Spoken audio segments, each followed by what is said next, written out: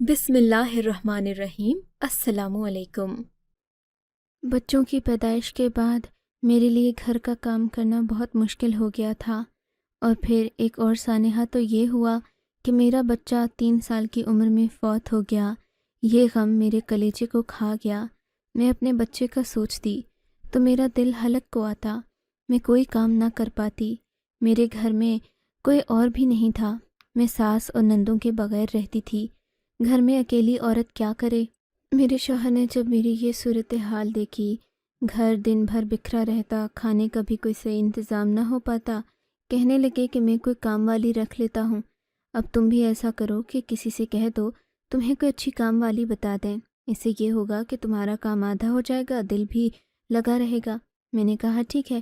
میں نے گھر کے باہر ایک چھوٹا سا اشتہار لکھ کر لگا دیا، اور اگلے ہی دن ایک چھوٹی سی لڑکی نے میرے گھر کے دروازے پر دستک دی۔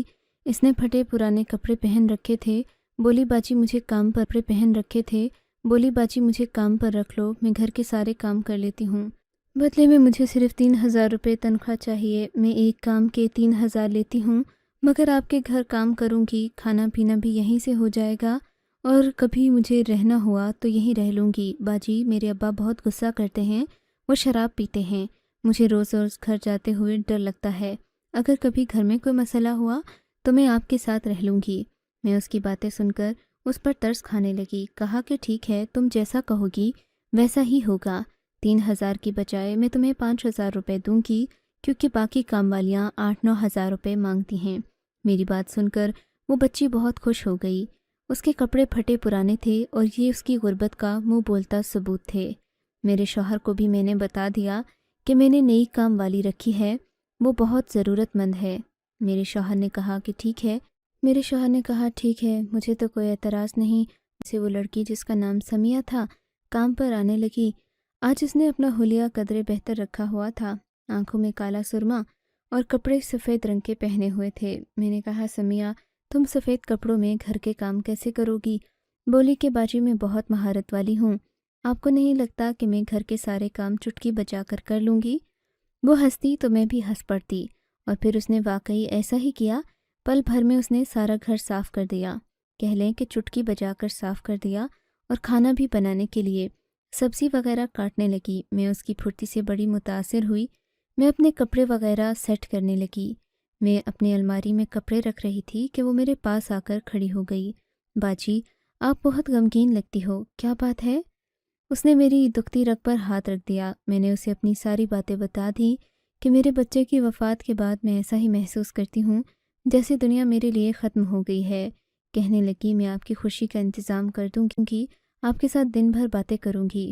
میں نے کہا سمیہ تم دل کی بہت اچھی ہو، پر تم پہلے اپنے کپڑے بدل لو، تمہارے کپڑے گندے ہو جائیں گے۔ بولی کہ باجی میں یہاں سے واپسی پر اسکول پڑھنے جاتی ہوں، تو اس وجہ سے میں یہی کپڑے پہن کر رکھوں گی۔ میں نے کہا چلو ٹھیک ہے، لیکن اب یہ روز کا معمول ہی بن گیا۔ سمیہ نئے نئے کپڑے پہن کر اپنا حلیہ تقریباً بدل کر ہی آتی تھی۔ میں پوچھتی تو کوئی نہ کوئی بہانہ کر دیتی۔ اس کی پھرتی، چالاکی اور تیزی دیکھ کر لگتا تھا کہ وہ 15 سال کی نہیں ہے، کم سے کم 25 سال کی تو ہوگی۔ لیکن میں اسے کچھ بھی نہیں کہتی تھی، کیونکہ وہ دن بھر مجھے خوش رکھتی۔ آج اس نے مجھے آتے ہی کہا کہ وہ میرے لیے ایک چکن سوپ بنائے گی، جس سے میری طبیعت سنبھل جائے گی۔ میں اس پر بہت شکر گزار تھی۔ اس نے مجھے چکن سوپ بنا کر دیا، جس کو پیتے ہی مجھے نیند آ گئی۔ جب میں سو کر اٹھی تو گھر میں کوئی بھی نہیں تھا۔ سمیہ جا چکی تھی اور شوہر کے آنے کا وقت ہو رہا تھا۔ میں جلدی سے اٹھ کر گھبرائی ہوئی باہر آئی، کیونکہ مجھے یہ بھی دیکھنا تھا کہ گھر کا دروازہ کھلا تو نہیں ہے، مگر یہ جان کر مجھے حیرت ہوئی تھی کہ دروازہ اندر سے بند تھا، جبکہ سمیہ باہر سے جا چکی تھی۔ میں اس بات پر حیران تھی کہ دروازہ اندر سے کیسے بند ہے، جبکہ سمیہ دروازہ کھول کر باہر چلی گئی تھی۔ میں نے دیکھا گھر میں شوہر بھی نہیں تھے۔ اب تو مجھے ڈر لگنے لگا۔ میں نے پورا گھر چھان مارا، سمیہ یہاں نہ تھی، اس کا مطلب کہ وہ جا چکی تھی۔ بس یہی سوچ کر میں واش روم کی طرف بڑھنے ہی لگی تھی کہ پیچھے سے سمیہ نمودار ہوئی۔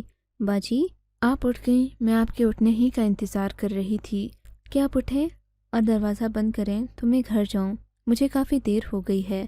سمیہ کو اچانک اپنے سامنے دیکھ کر مجھے سخت حیرت ہوئی۔ سمیہ تم کہاں تھیں؟ میں نے تو تم کو پورے گھر میں ڈھونڈا، میں نے تمہیں کہیں نہیں دیکھا۔ میں حیرت سے آنکھیں ملتے ہوئے اسے دیکھنے لگی، کہیں میں کوئی خواب تو نہیں دیکھ رہی؟ ارے باجی، میں خواب میں آنے والی چیز نہیں ہوں، آپ کو غلط فہمی ہوئی ہے۔ میں تو یہیں تھی، آپ نے مجھے صحیح طریقے سے ڈھونڈا نہیں ہوگا۔ سمیہ باتوں کی بڑی چالاک تھی، ایک بات میں بھی مجھے آگے نہ ہونے دیتی۔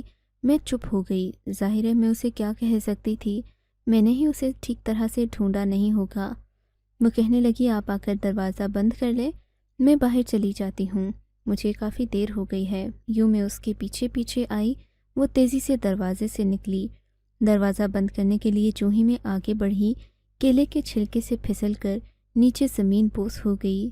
اس بات پر مجھے بہت غصہ آیا، آخر کیلے کا یہ چھلکا یہاں کس نے رکھا تھا؟ میں منہ ہی منہ میں بڑبڑاتے ہوئے اندر کی طرف گئی۔ آج تو میں نے فروٹ بھی نہیں لایا تھا، پھر یہ کیلے کا چھلکا کہاں سے آ گیا منحوس؟ یہی سوچ کر مجھے غصہ بھی آیا اور پریشانی بھی ہوئی گئی، مگر اب میری کمر میں درد ہو رہا تھا، میرا نازک دور چل رہا تھا، اور ایسے میں کمر کے بل فرش پر گری تھی تو لگتا تھا جیسے چوٹ آ گئی ہو، پر میں نے اپنے شوہر کو اس بات کا احساس نہیں ہونے دیا۔ تھوڑی ہی دیر کے بعد کامران گھر آئے تو میں ان کی خدمت خاطر میں لگ گئی۔ ہم نے خوب باتیں کی، میں نے اس کام والی کا بھی ذکر کیا تو بولے مجھے کچھ عجیب سی لگتی ہے وہ، جو عمر اس نے بتائی ہے وہ 15 سال ہے، لگتی 25 کی ہے۔ اگر ایک عورت اپنی عمر کے بارے میں جھوٹ بول سکتی ہے، وہ بھی اتنا بڑا جھوٹ، تو اس کا مطلب وہ اور بھی کئی باتیں تم سے چھپاتی ہوگی، سو تم ذرا اس پر نظر رکھنا، ایسا نہ ہو کہ تم کو چھونا لگا کر چلی جائے۔ میں شوہر کی باتوں پر ہنس پڑی، ارے بھائی ایسی کوئی بات نہیں ہے، وہ میری بہت خدمت کرتی ہے، پورا دن میرے کام کرتی ہے، ایسا ہی ہوتا تو پہلے دن ہی اپنی مہارت دکھا جاتی نا۔ میں نے تو اسے آزمانے کے لیے اس کے آس پاس پیسے بھی رکھے تھے، پر اس نے پیسوں کو ہاتھ تک نہیں لگایا۔ اگلے دن میں صبح رات کو ہونے والے درد کا اثر صبح معلوم ہوتا ہے۔ میں اٹھی تو میرا انگ انگ درد کر رہا تھا، ٹانگیں بھی دکھ رہی تھیں، شاید کہ کمر میں چوٹ آ گئی تھی۔ مجھ سے تو اٹھ کر کامران کو ناشتہ بھی نہیں دیا جا رہا تھا۔ ابھی میں اسی کشمکش میں تھی کہ کیا کروں۔ دروازے پر دستک ہوئی، میں نے دیکھا تو میری کام والی آ گئی تھی، اسے دیکھ کر میری جان میں جان آئی۔ ارے واہ سمیہ، آج تم اتنی جلدی آ گئی، مجھے تمہاری بہت ضرورت تھی، سچ پوچھو تو آج مجھ سے چلا بھی نہیں جا رہا۔ ہائے اللہ، کیا ہوا بھاجی، خیریت تو ہے نا؟ وہ منہ پر ہاتھ رکھتے اندر آئی، مجھ سے پوچھنے لگی، میں وہیں بت بنی کھڑی تھی، آپ کو کہیں چوٹ تو نہیں لگی؟ اس نے مجھے سر سے پاؤں تک دیکھتے ہوئے کہا، ایسا ہی سمجھو، کل جب تم گئی تو کیلے کے چھلکے سے پھسل کر میں زمین پر گر پڑی، تب سے میری کمر میں اتنا درد ہے کہ اٹھا نہیں جا رہا۔ میں یہ کہتے کہتے صوفے پر بیٹھ گئی۔ باجی آپ فکر کیوں کرتی ہو، میں آپ کے لیے ایسا تیل تیار کروں گی جس کی مالش کرتے ہی یہ درد چھو منتر ہو جائے گا۔ میں اس کی بات سن کر بڑا خوش ہوئی، ہنسی بھی آئی۔ ہاں بھائی، تم تو ہو ہی جادوگرنی، تم کچھ بھی کر سکتی ہو۔ بس ایسا ہی ہے باجی، میں بھیا کو ناشتہ دے دوں، اس کے بعد میں تیل گرم کر کے آپ کی مالش کرتی ہوں۔ یہ کہہ کر سمیہ اپنے کچن کی طرف چلی گئی۔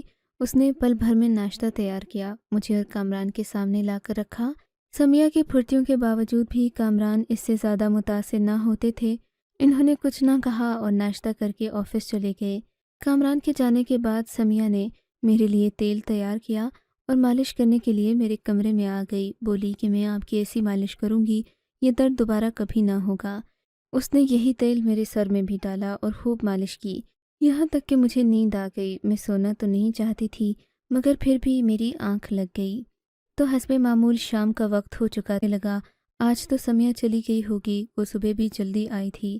میں فوراً سے اٹھ کر باہر آئی، کمر درد ہلکا ہو چکا تھا، پر پھر بھی چلنے میں دقت ہو رہی تھی۔ میں نے آ کر دیکھا وہ کچن میں میرے لیے کچھ بنا رہی تھی، اسے دیکھ کر مجھے بہت اچھا لگا۔ واہ سمیہ، تم تو بڑی ہی تیز نکلی، بھائی تمہارے مالش کرنے سے مجھے ایسی نیند آئی، اس کے بعد پتہ ہی نہیں چلا کہ میں کہاں ہوں۔ بس باجی، میرے تو ہاتھوں میں جادو ہے۔ یہ کہہ کر اس نے سوپ ٹیبل پر رکھا اور بولی، آپ یہ پی لیں، اس سے آپ کو جلد آرام آ جائے گا۔ میں خدا کا شکر ادا کرنے لگی کہ نہ جانے وہ کون سی نیکی تھی جس کے بدلے میں مجھے سمیہ جیسی کام والی ملی۔ میں نے سوپ پیا تو میری طبیعت اور اچھی ہو گئی۔ پھر اس نے مجھے ایک دوا لا کر دی۔ باجی، میں درد کی دوا بھی لے آئی ہوں، آپ کھا کر سو جاؤ، اس سے جلد آرام آ جائے گا۔ اگر آپ اسی طرح کام کرتی جاگتی رہی تو یہ درد کبھی نہیں جائے گا۔ سمیہ کی بات صحیح تھی، یہ درد کی گولی جو میں اکثر خود کھایا کرتی تھی۔ مجھے بڑی حیرت ہوئی کہ سمیہ کو میرے بارے میں اتنی معلومات کیسے ہے۔ اسے تو ابھی میرے گھر آئے ہوئے تقریباً 1-2 ہفتے ہی ہوئے تھے۔ بہرحال میں نے گولی کھا لی، پر اب میں ہر لحاظ سے سمیہ کی محتاج ہو گئی تھی۔ اب جو بھی کام ہوتا میں اسی سے کہتی، حتیٰ کہ وہ مجھے گولیاں اور دوائیں بھی لا کر دے دیتی۔ مگر میرے شوہر اس سب معاملے کی وجہ سے پریشان رہتے۔ وہ بار بار آنکھیں پھاڑ کر اپنے کمرے کو دیکھتے اور کہتے، مجھے اپنا کمرہ کچھ مختلف اور کچھ عجیب سا لگتا ہے، کیا تم کو نہیں لگتا؟ نہیں، آپ کو کیا ہو گیا ہے کامران؟ ہمارا کمرہ پہلے جیسا ہے، بلکہ پہلے سے زیادہ صاف ستھرا ہے۔ بس تم دیکھ کر رہنا۔ مجھے نہیں معلوم کہ تم دن بھر میں کیا کرتی ہو، لیکن میں تمہاری بہت فکر کرتا ہوں۔ تمہاری حفاظت کے لیے میں پریشان رہتا ہوں۔ میں اور کامران یہ باتیں کر ہی رہے تھے کہ میرے دروازے پر دستک ہوئی۔ کامران نے جا کر دروازہ کھولا۔ دروازے میں سامنے ایک کھڑی تھی جس کی عمر تقریباً 50 یا پھر 55 سال کے قریب ہوگی۔ وہ خاصی بوڑھی دکھائی دیتی تھی۔ کامران نے اس سے پوچھا، آپ کون ہیں؟ کہنے لگی، میں آپ کی نئی پڑوسن ہوں، آپ کو کچھ بتانے آئی ہوں جو کہ بہت ضروری ہے۔ اس کے منہ سے ایسی باتیں سن کر کامران بھی ڈر گئے، بولے کہ آپ اندر آ جائیں، کھڑے کھڑے بات نہیں ہو پائے گی۔ تب تک میں بھی ڈرائنگ روم تک آ گئی تھی۔ میری طبیعت اب سنور چکی تھی۔ میں نے ان کو چائے پلانے کا کہا، مگر انہوں نے منع کر دیا۔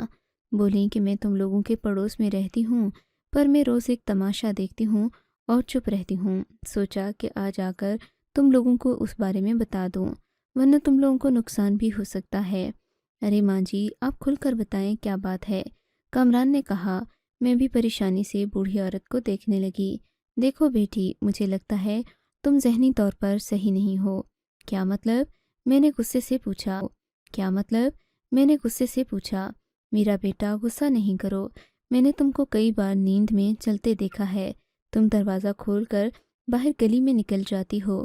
جب تم کو نیند آتی ہے، تم نیند میں چلنے لگتی ہو، تب تمہیں سمجھ نہیں آتا کہ آس پاس کیا ہو رہا ہے۔ 1-2 بار تو میں نے تمہیں چھت پر بھی دیکھا۔ پھر میں نے تمہاری کام والی کو آواز دی، وہ بیچاری جلدی سے بھاگتی ہوئی اوپر گئی۔ اس سے پہلے کہ تم چھت سے کود جاتی، اس نے تمہیں پیچھے کر لیا۔ وہ تمہیں اندر کمرے میں لے آئی تھی، مگر وہ تم کو شاید اس لیے نہیں بتاتی کہ تم پریشان نہ ہو جاؤ۔ وہ دل کی بہت اچھی لڑکی ہے۔ اسی نے مجھے آ کر کہا کہ میں تم کو جا کر سمجھا دوں۔ وہ منع کر رہی تھی کہ میں اس کا نام نہ لوں، مگر بیٹی، میں نے سوچا کہ میں تم کو ساری حقیقت بتا دوں تاکہ تمہیں اس عادت کی وجہ سے کوئی نقصان نہ ہو۔ بوڑھی عورت یہ کہہ کر تو خاموش ہو گئی، پر مجھے اور کامران کو بے چین کر گئی۔ لیکن اگر میں گھر سے باہر جاتی تو دروازہ، میں نے دل میں سوچا، بس بیٹی، مجھے جو کہنا تھا میں نے کہہ دیا، اب میں چلتی ہوں۔ یہ کہہ کر وہ بوڑھی عورت ہمارے گھر سے چلی گئی۔ میں اور کامران ایک دوسرے کو دیکھنے لگے۔ کامران، ایسا ہو ہی نہیں سکتا، مجھے لگتا ہے کہ اس بوڑھی عورت نے کچھ غلط دیکھا ہے۔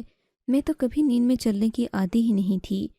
مجھے لگتا ہے کہ بچے کی پیدائش کے بعد سے تمہارے اوپر برا اثر پڑ گیا ہے۔ تم ذہنی طور پر پریشان رہتی ہو۔ میں تمہارے لیے کسی ڈاکٹر کا بندوبست کرتا ہوں، پر اس سے پہلے ایک دن میں خود گھر پر رہوں گا۔ میں جاگوں گا، تم سو گی، میں دیکھوں گا کہ کیا تم واقعی اٹھ کر باہر جاتی ہو۔ ویسے اس بڑھیا کا جھوٹ بولنے کا کوئی مقصد تو ہوگا نہیں، ضرور اس نے تم کو چھت پر دیکھا ہوگا، تبھی تو یہ ایسا کہہ رہی ہے۔ ہاں، میں بھی یہی سوچتی ہوں، میں نے پریشان ذہن کے ساتھ کہا۔ میرے تو حوصلے اور پست ہو گئے تھے۔ دل چاہتا تھا کہ میں یہ دنیا ہی چھوڑ دوں۔ میں اپنے شوہر کے لیے دن بدن مصیبت بنتی جا رہی تھی، وہ مصیبت بنتی جا رہی تھی۔ وہ دن میرا بڑی اذیت میں گزرا تھا۔ میں جب بھی سوتی، میرا شوہر میرے پاس بیٹھ کر میرا پہرا دیتا۔ صبح ہوئی تو ان کو دفتر بھی جانا تھا۔ میں بہت احساس ندامت محسوس کر رہی تھی کہ میری وجہ سے میرا شوہر دفتر جاتے ہوئے بھی اپنی صحیح نیند پوری نہیں کر پایا۔ میں انہی سوچوں میں گم تھی کہ دروازے پر دستک ہوئی۔ سمیہ آ گئی۔ کامران کہنے لگے کہ اب میں بے فکر ہو کر دفتر جاؤں گا کیونکہ سمیہ آ گئی ہے، تمہارا خیال رکھے گی۔ میں نے بھی ان کو خدا حافظ کہا، یہ چلے گئے۔ اس کے بعد سمیہ آئی تو کچھ خوش لگ رہی تھی۔ میں نے کہا، سمیہ، آج تم بہت خوش ہو جبکہ میں پریشان، کیا بات ہے؟ کہنے لگی، باجی، بس بات ہی ایسی ہے کہ میں آپ کو کیا بتاؤں۔ 2-3 دن بعد ہم اپنا گھر چھوڑ کر دوسرے گھر جانے والے ہیں۔ وہاں سے آپ کا گھر بھی نزدیک ہے، میں ذرا جلدی آ جایا کروں گی۔ اس کی بات سن کر میں خوش ہو گئی تھی۔ اچھا، اب تم اس سے بھی جلدی آسان ہو جائے گا، میں نے ہنس کر کہا۔ باجی میرا کام تو پہلے ہی آسان ہے، اس نے آنکھ مار کر کہا۔ کیا مطلب؟ کچھ نہیں، میں تو مذاق کر رہی تھی، یہ کہہ کر وہ دودھ ابالنے لگی۔ اچھا باجی، آپ کیا میری اماں سے ملیں گی؟ سمیہ نے ایک چڑتی سی نظر میرے اوپر ڈالتے ہوئے کہا۔ ہاں بھائی، میں تمہاری کسی بات سے انکار کیسے کر سکتی ہوں، میں نے بے بسی سے کہا۔ دن بدن میں عجیب سا محسوس کرنے لگی تھی۔ کھانا کھا کر مجھے نیند بہت آتی، میں ہر وقت تھکاوٹ سی محسوس کرتی، یوں گھر کے سبھی کام سمیہ خود کرنے لگی تھی۔ آج کا سارا دن سمیہ نے میری خدمت کی۔ کامران کے آنے کا وقت ہوا تو سمیہ مجھ سے کہنے لگی، باجی میرے کپڑے بہت خراب ہو گئے ہیں، آپ مجھے اپنے کوئی کپڑے دے دو، میں وہی پہن لوں۔ نہا دھو کر گھر جاؤں گی تو اماں کو یہ نہیں لگے گا کہ میں سارا دن بہت محنت کرتی ہوں، ورنہ اماں تو سوچیں گی کہ میں پورا دن یہاں کام کاج ہی کرتی رہتی ہوں۔ آپ کو پتہ ہے آپ کے ساتھ کام کرنے سے دیکھ بھال کے لیے جایا کرتی تھی، وہاں میں پورا دن اچھے کپڑے پہنتی، صاف ستھرے رہتی تھی۔ سمیہ کی بات سن کر میں نے اسے اپنے کچھ کپڑے اٹھا کر دے دیے۔ تھوڑی دیر بعد وہ غسل خانے میں چلی گئی۔ نہا دھو کر باہر آئی تو اس کی جلد چمک رہی تھی، یہ دیکھ کر مجھے اسے ڈر سا لگنے لگا تھا۔ وہ تو بلا کی خوبصورت تھی، اس نے اپنے بال شیمپو سے دھوئے تو نکھری نکھری سی لگنے لگی، تولیے سے بال صاف کرنے لگی۔ ابھی بال خشک کر ہی رہی تھی کہ دروازے پر گھنٹی بجی۔ میری تو کمر میں درد تھا، اٹھ نہیں سکتی تھی، وہ دوڑتی ہوئی گئی۔ اس نے جا کر دروازہ کھولا، سامنے کامران کھڑے تھے۔ کامران ہمیشہ گھر کے اندر داخل ہوتے ہی مجھے سلام کیا کرتے تھے، پر آج ان کی آواز نہیں آئی۔ لگتا تھا جیسے سمیہ کے حسن کو دیکھ کر وہ اس میں گم ہو گئے ہوں۔ مجھے بڑا عجیب لگا۔ میں کمر درد کے باوجود اٹھ کر باہر آئی، دیکھا تو کامران مسکرا رہے تھے، جبکہ سمیہ آگے آگے اندر آ رہی تھی۔ یہ منظر مجھ سے برداشت نہ ہوا۔ میں نے سمیہ کو اندر جانے کے لیے کہا۔ کامران مجھے دیکھ کر چہک اٹھے۔ ارے بیگم، تم کہاں تھیں؟ میں تو تمہاری یاد میں آفس میں بھی پریشان ہی رہا، مجھے لگا کہ تم نہ جانے کیا کر رہی ہوگی۔ مجھے تو آپ کی فکر رہتی ہے، میں نے تیکھے لہجے میں کہا۔ اس میں فکر والی کیا بات ہے میری جان، میں 2 دن میں تمہاری ساری پریشانیاں دور کر دوں گا۔ میں نے اپنے ایک دوست سے بھی تمہارے بارے میں پوچھا ہے، اس نے کہا ہے کہ ایسے مریض اکثر ہی پریشان کن باتیں کرتے ہیں، لیکن اگر تم میں ایسی کوئی بات ہوتی تو تم مجھے پہلے بتاتی۔ اب میں سمجھتا ہوں کہ مجھے تمہارا علاج کرنے کی ضرورت نہیں ہے، کچھ دن تمہیں باہر گھمانے پھرانے لے کر جاؤں گا تو تم خود ہی سبھی پریشانیاں بھول جاؤ گی اور پہلے سے اچھا محسوس کرو گی۔ کامران کی بات سن کر مجھے محسوس ہوا کہ وہ مجھ سے آج بھی اتنی ہی محبت کرتے ہیں جتنی کہ 5 سال پہلے کیا کرتے تھے۔ میں نے ان کا شکریہ ادا کیا، بولے کہ بس تم کل تیار رہنا۔ یہ باتیں سمیہ بھی سن رہی تھی۔ سمیہ جلدی جلدی کام ختم کر کے گھر سے نکلنے لگی، جبکہ میں حیران تھی آج سے پہلے سمیہ نے ایسی کوئی حرکت نہیں کی تھی۔ وہ جب بھی کام کے لیے آتی پورا وقت لگا کر جاتی، اور اکثر کامران کو رات کا کھانا بھی وہی دیتی تھی، اور خصوصاً جب سے میرے کمر درد کا مسئلہ ہوا تھا وہ تو اپنے گھر جاتی ہی کم تھی، پر آج وہ جلدی جلدی گھر سے جا رہی تھی۔ خیر، اس کے جانے کے بعد کامران نے مجھ سے کہا، تم سمیہ کو اپنے کپڑے نہ دیا کرو بیگم، تم تو جانتی ہو مردوں کی طبیعت کا، کل کو کچھ اونچ نیچ ہو گئی تو مجھ سے گلہ مت کرنا۔ کامران کے منہ سے یہ بات سن کر مجھے بہت برا لگا۔ کیا مطلب کامران، اب آپ ایک کام والی کو اس نظر سے دیکھیں گے؟ نہیں، وہ بات نہیں، لیکن میں نے محسوس کیا ہے میں جب بھی آتا ہوں سمیہ نہا دھو کر دروازہ کھولتی ہے، خوب تیار ہوتی ہے۔ کیا تم کو محسوس نہیں ہوتا؟ نہیں تو، میں نے حیرت سے کہا۔ دیکھو، یہ میری ایمانداری اور شرافت ہے کہ میں تمہیں یہ باتیں بتا رہا ہوں، ورنہ یہ سمیہ نام کی لڑکی بالکل بھی قابل اعتبار نہیں ہے۔ یہ مجھے کئی بار ایسے اشارے دے چکی ہے جس سے لگتا ہے کہ مجھ میں دلچسپی لیتی ہے اور میرے ساتھ تعلق قائم کرنا چاہتی ہے۔ میں یہ سن کر حیران رہ گئی۔ سمیہ، جسے چھوٹی بچی سمجھ کر میں اتنا اندھا بھروسہ کرتی تھی، اس نے مجھے پیٹھ پیچھے ڈھسنے کی کوشش کی۔ اگلا دن ہم نے پارٹی پر جانا تھا، بڑے دنوں بعد میں تیار ہونے لگی تھی۔ میں نے نہا دھو کر کپڑے پہنے، آج خلاف معمول میں بہت فریش تھی۔ حالانکہ سمیہ مساج کرتی تو میں بہت ریلیکس ہو جاتی، لیکن اس کے بعد میں تھکی تھکی سی رہتی تھی۔ آج اتنے دنوں بعد سمیہ نہیں آئی تھی، مجھے اس کے بغیر گھر عجیب سا لگ رہا تھا۔ وہ ہر چیز کو ترتیب سے رکھتی تھی، مگر اس کی حقیقت چند منٹوں میں کھلنے والی تھی۔ کپڑے پہننے کے بعد جب میں نے زیور والا ڈرار کھولا تو یہ دیکھ کر میرے قدموں تلے سے زمین نکل گئی کہ وہاں کوئی زیور نہیں تھا۔ میں نے چیختے ہوئے کامران کو بلایا۔ کامران آ کر دیکھنے لگے تو وہ بھی حیران ہو گئے، بولے کہ بس میں سمجھ گیا ہوں، ہمارے ساتھ بہت بڑا دھوکہ ہو گیا ہے، اسی لیے مجھے اس پر شک تھا، کاش کہ میں تمہارے زیورات ہی دیکھ لیتا۔ اب تو وہ چلی گئی ہے، ہمیں تو اس کا نام بھی نہیں پتہ، ہم اسے کہاں ڈھونڈتے پھریں گے۔ میں اور کامران ایک دوسرے کو بے بسی سے دیکھنے لگے۔ میں سب سے یہی کہوں گی کہ اپنی چیزوں کی حفاظت خود کریں، گھر میں کام والی رکھیں تو اس پر اندھا اعتبار نہ کریں، کیونکہ اگر آپ ان پر اندھا اعتبار کریں گے تو ایک دن وہ آپ کو اندھا ضرور ثابت کر دیں گی۔ مجھے اور کامران کو 10 لاکھ روپے کے وہ زیور آج تک نہیں ملے، نہ ہی سمیہ نے ہمارے گھر کا رخ کیا، نہ ہی ہمیں وہ بوڑھی عورت ملی جس نے مجھے کہا تھا کہ مجھے نیند میں چلنے کی عادت ہے۔